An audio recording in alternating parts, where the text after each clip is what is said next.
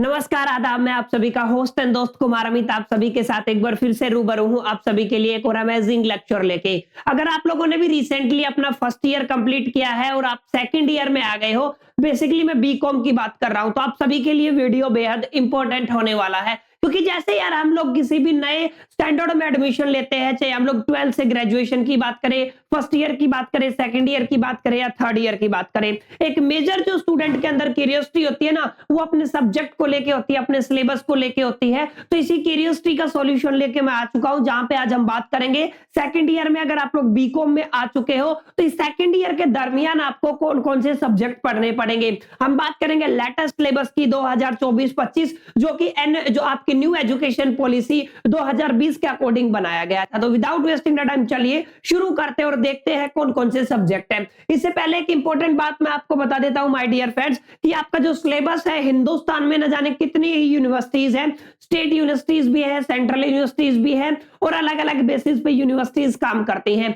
अब अपना अपना सबका सिलेबस होता है, लेकिन कहीं ना कहीं आप लोग देखोगे तो सब्जेक्ट और सिलेबस सिमिलर होता है। कहीं ना कहीं ऑर्डर और प्रीफरेंस में चेंजेस आ जाते हैं। कहीं पे कॉस्ट अकाउंटिंग सेकंड सेमेस्टर में पढ़ाया जाता है, कहीं पे मोस्ट प्रोबेबली थर्ड और फोर्थ सेमेस्टर में पढ़ाया जाता है। तो that is depending upon university. तो यूनिवर्सिटी आपको जो प्रीफरेंस है उसमें बदलाव देखने को मिल सकता है, प्रीफरेंस में चेंज देखने को मिल सकता है। इसलिए मैं आज की जो वीडियो है उसको सेमेस्टर वाइज ना लेके कंप्लीट सेकंड ईयर की बात करूंगा। सेकंड ईयर के फर्स्ट सेमेस्टर और सेकंड सेमेस्टर में कितने सब्जेक्ट है उनकी बात करेंगे। अब आपकी यूनिवर्सिटी में हो सकता है पहले 4 पहले हो, अगले बाद में हो, ठीक है, तो वो आपकी प्रेफरेंस रहेगी। तो ये एक छोटा सा डिस्क्लेमर था, उम्मीद करता हूं आपको समझ में आ गया होगा। चलिए अब समझते हैं एग्जैक्टली कि मेन सब्जेक्ट आपके कौन से रहने वाले हैं। अगर आप लोग भी बेसिकली बीकॉम सेकंड ईयर में आ गए हो तो देखो आप लोग देख पा रहे होंगे बीकॉम सेकंड ईयर में बेसिकली बहुत सारे सब्जेक्ट आपके रहने वाले हैं। अब ये सारे सब्जेक्ट, इतने सारे सब्जेक्ट डालने का मेरा रीजन है, मैंने करीब करीब ऑलमोस्ट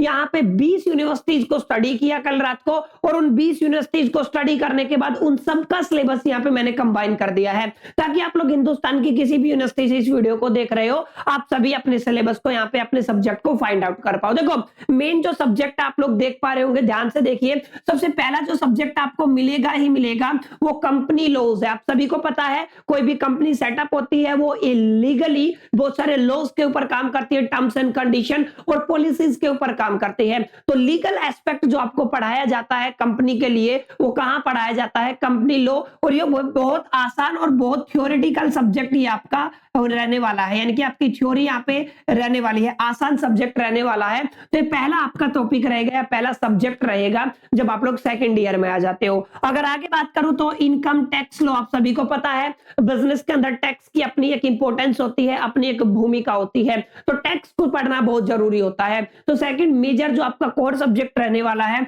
वो इनकम टैक्स रहने वाला है। पहला क्या था आपका? Company law.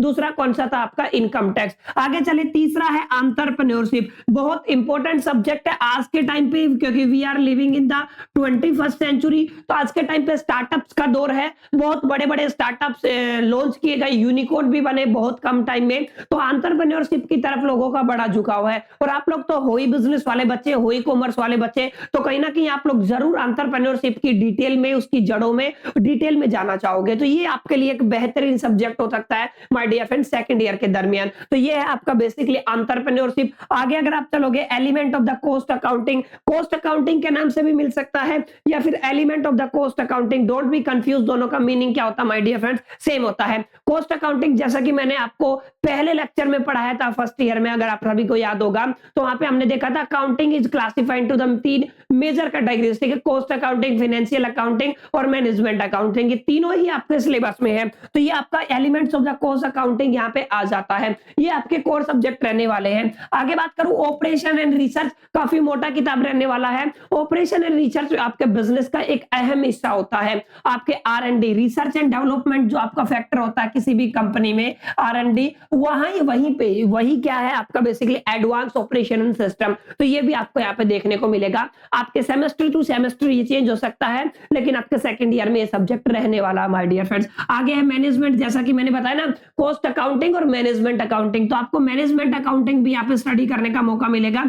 आगे है corporate accounting, one of the important subject है कॉर्पोरेट अकाउंटिंग, कि कॉर्पोरेट में अकाउंटिंग किस तरीके से वर्क करती है, कैसे आप लोग एक कॉर्पोरेट अकाउंटिंग एक्सपर्ट बन सकते हो, ये सारी स्किल्स यहाँ पे सीखने का मौका मिलेगा आपको। तो ये वो सब्जेक्ट थे जो कोर सब्जेक्ट है, जो बदलेंगे ही नहीं, किसी भी हालत में आपको मिलेंगे ही मिलेंगे। हाँ, एक और बता देता हूं, यहाँ पे आपका कंपटीशन एंड कंज्यूमर लॉ, ये भी आपका मेन सब्जेक्ट है, कोर सब्जेक्ट आप लोग इसको कह सकते हो, ठीक है। ये भी आपको आपके सिलेबस में देखने को मिलेगा। जिनको मैंने यहाँ पे हाईलाइट किया है, ये कंपलसरी सब्जेक्ट है, ये करीब करीब हर यूनिवर्सिटी में आपको देखने को मिलेंगे। अभी जो सब्जेक्ट बच गए माय डियर फ्रेंड्स, वो हो सकता है आपके सिलेबस में हो सकता है नहीं हो सकता है आपकी यूनिवर्सिटी उसको पढ़ाती हो, और ऐसा भी हो सकता है कि नहीं पढ़ाती हो। तो फिर भी एक बार देख लेते हैं, ताकि आपकी अंडरस्टैंडिंग में रहे कि ये भी सब्जेक्ट कहीं ना कहीं किसी ना किसी यूनिवर्सिटी में पढ़ाए जाते हैं। अगला है एडवांस इकोनॉमिक्स, मैक्सिमम मैं कहता हूं 70% यूनिवर्सिटी इसको पढ़ाती हैं, क्लियर है। तो एडवांस इकोनॉमिक्स आपको पढ़ना है यहाँ पे। आगे अगर आप लोग देखोगे, इंडियन इकोनॉमी बहुत इंपॉर्टेंट सब्जेक्ट हो जाता है, वैसे भी आपको इसके बारे में पता होना चाहिए, नॉलेज होनी चाहिए, क्लियर है, क्योंकि one of the important aspect, अगर आप लोग हिंदुस्तान में हो तो हिंदुस्तान की इकोनॉमी से अगर आप लोग एज अ बिजनेस मैन खुद को देखते हो, अगर आने वाले टाइम में आप बिजनेस स्टार्ट करना चाहते हो, तो आपको हिंदुस्तान की इकोनॉमी का पता होना चाहिए। तो this is very important subject, जिसको क्या बोलते हैं आप लोग, इंडियन इकोनॉमी। आगे है आपका फाइनेंशियल मार्केट, ये भी एक अच्छा सब्जेक्ट हो सकता है, बहुत सारी यूनिवर्सिटी इसको पढ़ाती हैं। इनडायरेक्ट टैक्सेस, बहुत सारी यूनिवर्सिटी इनको पढ़ाती हैं। आगे स्टॉक एंड कमोडिटी मार्केट, ये भी आपका इंपॉर्टेंट सब्जेक्ट होता है, और इसको भी करीब करीब 60% यूनिवर्सिटीज कवर करती हैं, स्टॉक एंड कमोडिटी मार्केट, ठीक है। ह्यूमन रिसोर्सेज आपको मिलेगा ही मिलेगा, सॉरी ये भी आपका कोर ही सब्जेक्ट है, ह्यूमन रिसोर्सेज, क्योंकि बहुत सारी लोकल यूनिवर्सिटी में इसको मैंने ज्यादा देखा है। इसका भी किताब काफी मोटा है, यहाँ पे पढ़ा है मैं, अभी चलो कर किसी वीडियो में बात करेंगे, ठीक है। ये आपका ह्यूमन रिसोर्सेज है। Investing in the stock market and economics, ये नया सब्जेक्ट है, investing in the stock market. आज के टाइम पे बहुत सारी वीडियोस आप लोगों ने देखी होंगी, यूट्यूब पे भी ये टॉपिक ट्रेंड करता है, क्लियर है। तो ये टोटल सारे सब्जेक्ट मैंने कवर करा दिए माय डियर फ्रेंड्स, और मैंने यहाँ पे आपको बताया कि कौन सा सब्जेक्ट आपका कंपलसरी रहने वाला है, कौन से सब्जेक्ट आपके कोर सब्जेक्ट है, और कौन से सब्जेक्ट आपके यहाँ पे कुछ यूनिवर्सिटीज पढ़ाती हैं। उम्मीद करता हूं सेकंड ईयर का सिलेबस आपको समझ में आ गया होगा। अगर ये वीडियो अच्छा लगा तो लाइक कीजिए, इसको मैक्सिमम अपने फ्रेंड्स के साथ शेयर कर सकते हैं। फर्स्ट टाइम चैनल पे आए हैं, अगर आप लोग बीकॉम बीबीए के स्टूडेंट हैं, तो डेफिनेटली इस चैनल को सब्सक्राइब कर लीजिए, क्योंकि ऐसा ही अमेजिंग कंटेंट आपको इस चैनल पे मिलेगा। वेल, इस वीडियो में इतना ही, चलिए मिलते हैं नेक्स्ट सेशन में, जब तक के लिए मैं all the best, till the keep learning.